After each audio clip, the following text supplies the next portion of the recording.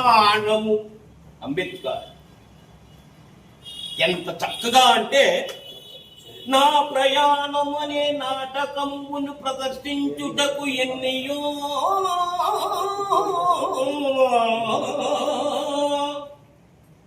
ఈ కార్యక్రమమును జిల్లా అధ్యక్షులు వారు ఆయనకి నిక్నేమ్ ఒకటి పెట్టానండి, అది వద్దులేండి. అలాగే చైర్మన్ గారు, అలాగే జిల్లా కార్యదర్శి వారు మా తమ్ముడు డైరెక్టర్ గారు ఇక్కడ ఉన్నారు, తప్పులు క్షమించు.